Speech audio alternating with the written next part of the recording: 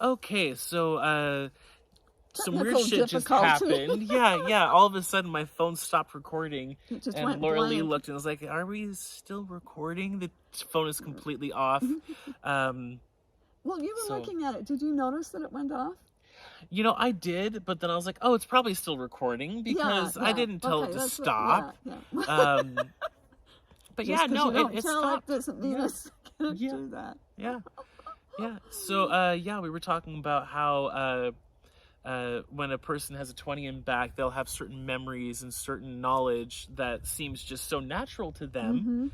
And then we started going off into some of the other things that I did in my 20 and backs. Long story short, a lot of torture, going to arid planets, not given water, wearing suits that kept you from being squished by the ozone, and a lot of hard labor, long hours, and no pay. No pay. I think that just about sums it up. Not even like a penny a day or something. How did you eat? Like did From they what I feed remember, you, or, yeah, okay. they would feed us. Mostly what they would do, from what I remember, is they would take us back over to our main operation, because that planet itself was so uninhabitable that they didn't really have any buildings there. No restaurants. So no bars, No although we bars. definitely wanted them. So yeah, they would take us back to the main operations spot, and then we'd eat there in the cafeteria. Okay. And then we'd have like bunkers that we'd sleep in. Would that be on a different planet? Yeah. Okay. Yeah. So they beam you in, you do your thing, they beam you out, you eat and go to bed. Yep. They beam you in, you do your thing, they beam you out, you go to bed. Yep, pretty much. And sometimes it wouldn't even be another planet. It would just be a big spaceship that was hovering above the area that they would just beam us up into, and then we'd, rest as much as we could. Have you met anybody that you knew there? Have you? Yeah. Not in this specific place, but in other 20 and backs. Yeah. Who? Yeah. You don't need to say. Yeah, okay. I can't really say names, but there's two people that that we have very coinciding stories. That when we told each other, we were like, "Wait, were you there? Wait, were you there? Yeah, I was there. You were there." And then we started really talking about it, and it's like, "Oh yeah, no, I do remember seeing you there in passing." Like, we weren't really close at that time, but yeah. That's awesome. I didn't know that. I didn't know that you met knew other people. That's really cool.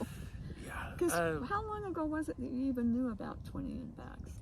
Well, I only figured out about them about 2 or 3 years ago, when you and Sienna Leia interviewed Tony Rodriguez. Oh, okay, that's what pinged.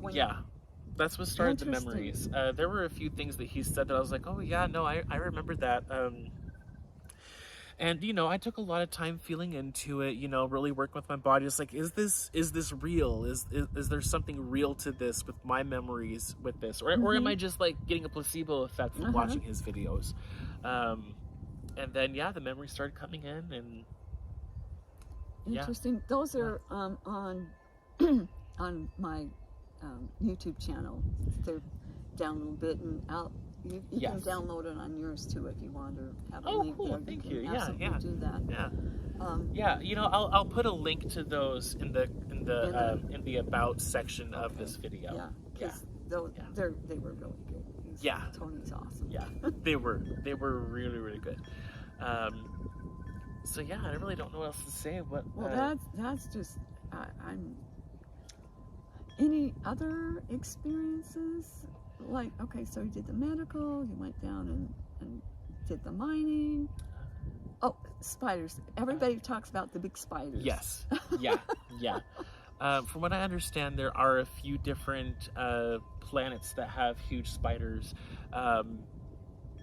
But there is a lot to that. For one, spiders are a primal fear of the human biology. If you do any studies into like occult theory, one of the mind control methods they have is if a person is going to tattletale on them or talk to other people, or they're a threat to the occultists, they'll basically drug a person, get them in a hypnotic state, and put them in a bottle with a big spider that's always chasing them.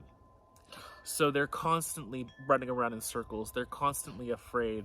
And the loose just comes out. And it just comes out. And then they're a free food source for whatever entities decides to stop by and have a drink. Exactly. But yeah, no, I don't necessarily have memories of big spiders myself. Okay. I know they're out there, but okay. yeah. Okay. I know they're out there. Interesting. Yeah, it's such a interesting rabbit hole to go down, because there's so many people that have been involved, and it's not just a fluke. Yeah. It's not a fluke. And it sounds like it would be. Like, oh, you were taken when you were 5, you spent 20 years as an indentured slave, and now all of a sudden you're 5 again? Like, totally changed and different. Did you feel, what age do you feel that you had your first one? Well, I wasn't even in body until I was about 8. Okay. And I do feel like the first few I had were around that time. Okay. And did you feel more adult, like Tony did when you got back? Yeah. You know, I always felt like I was the adult of most groups that I was in. Mm-hmm. When I was 13 years old, I was a part of a group of women that they were all in their 40s and up. Mm-hmm. And I was the only guy, and I was like 13. And I got along with them so well. These are my homies. I liked this group. Yeah, we hung out all the time. I got their humor, they got mine. We just... we just fit. That's amazing. I love that. That's awesome. Yeah, it does make things more difficult going into school, though. You know, when you know more than the teachers do, it can be a little complicated, and especially with the little indigo kids, nature. You know, hanging out with the little kids when just last week you were with adults, and now you're hanging out with little kids. Yeah. Oh, that's funny. Oh, goodness. Yeah, but especially with like the indigo nature, you know, it's hard enough being in school because you inherently know more than. And you know that what they're teaching is BS. Yeah. So it makes it triple hard. Most of it's propaganda. So then you pick up on that. It's like, no, that's not right. That's not right. No, I'm not buying it. Right. Oh gosh, yeah. Another fun example of this was when I was in massage school. We had a Chinese medicine instructor come and teach us for a weekend class, and I corrected him twice. And he would turn around and be like, you know what? No, you're right. You did it nicely. I did it nicely. I did it nicely. Go, hey, that's wrong. He was like, well, what about this? Yeah, pretty much. I was like, you know, I feel like you're on the right I don't remember exactly what I said, but it's like, I feel like it's a little more over this way. And sure enough, he would confirm it. That you knew more than him. Yeah. That's pretty cool. Definitely did not help my ego at all when I was in school, because then I would go to the other teachers and be like, oh yeah, you're gonna teach me something? Okay, good luck. But no, I did have some really phenomenal teachers, so I definitely give a good shout out to all of them. Yeah. They were all really awesome. So another thing I wanted to talk about today, and I want to hear more from you, because I feel like I've been talking this entire time. I'm 20 back. But SCRCs, Spiral Curse Reversal Ceremonies. So how many people on the planet would you say have curses on them? Yeah, exactly. That's why I wanted to ask, because I'm like, I know it's going to be up there. 99? Yeah. Probably the ones that don't, well, and they do too, are the global elite. Yeah. But they're controlled other ways. But yeah, you know, it's common. It's not just some weirdo over there in the corner that thinks they've got a curse on them. It's like, no, the curses are running amok because so many people are doing it. Like, not just the overlords, but people do it to each other. They get angry and Road rage. Yeah. Curses are all over the place. I tell you what, they're so when I first was introduced to this ceremony, I was in this hot 2-bedroom apartment with the son of a cult lord living with me, and it was like 100 and something degrees in there. The air conditioner didn't work. It was like hell. And we're in this hot apartment, 2nd story, and outside the window, two sides, is hot asphalt. So we got all the heat from the hot asphalt coming out. And it just gets worse and worse. And we were sleeping on the floor in my office because there was enough room for beds, and I didn't have a bed, so we were sleeping on sleeping bags on the floor. And this guy would, he got possessed on a regular basis. Like, I never knew. He was like Grand Central Station for entities. I never knew. I mean, one time I woke up and he's like right here on my face, and he's like, I know, you know. And I'm like, no, what? And then just ragging. I'm like, and then trying to get him to come back, and you know, it's like, come on back. Things coming and going in him all the time. One time, I'll tell that story another time. Anyway, lots of weird shit happening there. I was barely making it financially. Business was really slow. I was selling all of my stuff that I could do to get money for the rent, and you know, I would go to these New Age conventions and stuff, where everybody makes a lot of money. Well, they would always put me in the corner somewhere where nobody'd see me, and like a holistic fair. yes, like, yeah, like those, okay, yes. And I maybe made over a weekend $20. Like, I'm not kidding. And the booths are a lot more than $20. Yes. Okay, that's wow. So it was, well, I would pay the booth off and then make $20. So I made enough for me and my daughter for 2 days. So we went to Taco Bell. So it worked for 2 days. So it's like bad things were happening all the time. And with the son of the cult lord, it's like, one time I booted up my computer, and it said, this error message came across the computer, and it said something like, if you do it, your computer will die. We see you. What? And that was in the BIOS of the computer. What? Yes. Now, see, this was back in the 90s, where it's not quite like it is now, where the BIOS came up first. And I'm like, what the hell?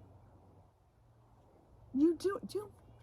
Well, what I was going to do is pull a shove-in out of the son of the cult lord. It's like, I knew who was messing with him, and that was on my agenda that day. So I did it, and guess what happened? Did your computer die? Yes, it did. Oh no!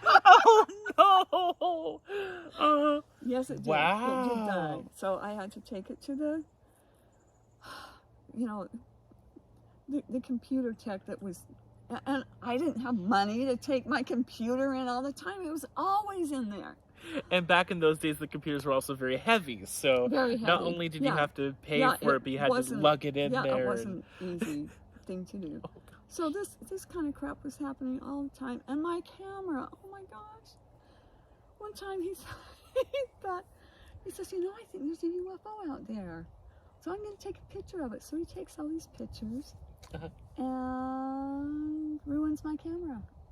And and so I took it back to Kodak, and they said, whatever was wrong with your camera could have only, the way it was programmed, could have only been programmed that way at the time it was made. Wow. I'm like, really? They said, yeah, you can't do that now. It had to have been in the factory. I'm like, what? So Wow. don't take pictures of UFOs, okay? And then another time, there was something out in the road. It was, all of a sudden, it just started sparking, like sparks and flashes coming out of the road. And he said, look at that. And I'm like, that's really weird. Why don't you go and check it out? He says, no, you go check it out. No, you go check it out. I'm like, I'm not gonna go check it out. Sparks coming out of the road. Goodness. And flashes of light, like lightning coming. I'm like, well, we went back there the next day and there was nothing there. Nothing, no holes, no potholes, nothing was there. So, just weird shit, it just went on. Okay. So then I have pawned everything I can, except for my computer. I needed my computer, but my radio, and I was always getting stolen from my car stereo. Apparently, whoever was because we lived in a neighborhood that kind of had some derelicts in there, right? So they had gathered up all the stuff from my car, which wasn't much, but it was my, the radio and the CD player, and then they were starting to, and then I had just gotten a van from the scrapyard, and we were gonna put it together, right? So I got one broken down crusty car and then this crusty minivan that we're trying to put together. So whoever stole it out of my car started trying to steal stuff out of the van, which there wasn't much in there, and then they got something spooked them and they left. So I get up and there's all my stuff that was in my car is now in my van. So I thought, you know what? This is the second time my car stereo, and it wasn't even that nice of one, has tried to get stolen. So I'm going to go down. I'm going to pawn it myself. If it's going to be pawned, I'm going to be the one to do it. So this stuff was happening, and no money, and very few clients. I was barely making it. No, it was like rock bottom. And finally, I just said, it was hot, and I'm like, I can't do this anymore. And I started to cry, and I can't remember if I think my son was gone that night. And so I went in his bedroom, and I said, Hal, I ain't doing this anymore. I will see if my family can take the kids. I'm out of here. I did not sign up for this. Or if I did, you never told me it was going to be this bad. So he said, okay, get your pencil out. I'm like, okay, what? And he says, write down all the crappy things that have been going on in your life. And I said, I can do that. 5 pages later. Yes, really, truly. Yeah. And I'm crying and I'm angry. And he says, okay, now make a list of all the good things that you would like to come in your life, or that you deserve. I'm like, okay, I can write that list too. And then he said, okay, now, while you're reading this list, and it has to be done in pencil, he said, start talking about it. And it's like, I am so darn sick of this, blah, blah, blah, blah, blah, blah, blah. And he says, as you say that, start drawing a spiral. And keep doing it. And my spiral was, I had to do it really close because To put it on the paper. Right. So, because there was so much going on. So I did the whole list of crappy stuff, and then he says, say, and I take my power back and put an abrupt stop to this now. He says, now take a breath. I'm going, okay. He says, now start coming back out, only you're going to go over the line that you had coming in. So it's like overwriting a program on a computer. It's an overwrite. So I'm like, I can do that. It's like, from now on, I only get nice things in my life, and blah, blah, blah, blah, blah, and this good things, and this good things, and quality clients, and a nice place to live, and not having to struggle every day, and then feeling like I'm gonna die, and blah, blah, blah, blah, blah. And then at the very end, and then you say, and this good luck and this good fortune continue on to eternity, and you lift your pencil. I'm like, whoa, that really feels good. So then, what you do is take the spiral that you have all this energy in, and you wad it up, and you put it in a pie tin, and you torch it. Yep. And you can see it sparkle. Like if you do it at night, you can see it sparkle. And then you just feel this relief. And then I went out and scattered the ashes into the wind. I'm like, whoa, that feels good. So then a couple of days later, he says, you need to do another one. Because, things were changing a little bit, but, and so you want to do like 3 in a row, like every other night or every night. So you do 3 in a row, and it starts breaking things up, like major breakup. After I'd done the 3rd one, I got in contact with Amika. She wrote to me, and that, that was an epic friendship. Pretty much started everything. Everything. And if you go onto the First Wave Indigo website, you will see information on there about Amika.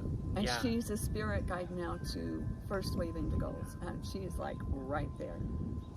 So that's my experience, and each time I have done them, it has started to break things.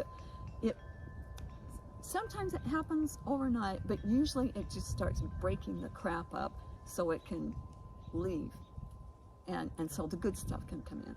So have you had, tell me about your stuff. Well, there's not really a whole lot to say, I do them frequently. I would say the biggest thing that I've seen change drastically since I started doing them was now I have my own business. And when things get slow, I'll do another SCRC just being like, hey, there's 9 billion people on the planet. Yeah.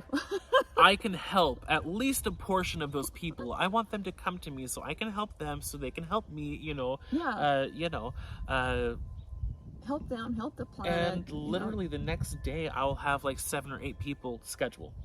Like normally not for that day, but they'll schedule for the weeks in advance, and so it starts building back up. Building it back up again. And we're always getting crap on us, so it's not like you can do 1 or 2 and you're good for the rest of your life. No. It's just not.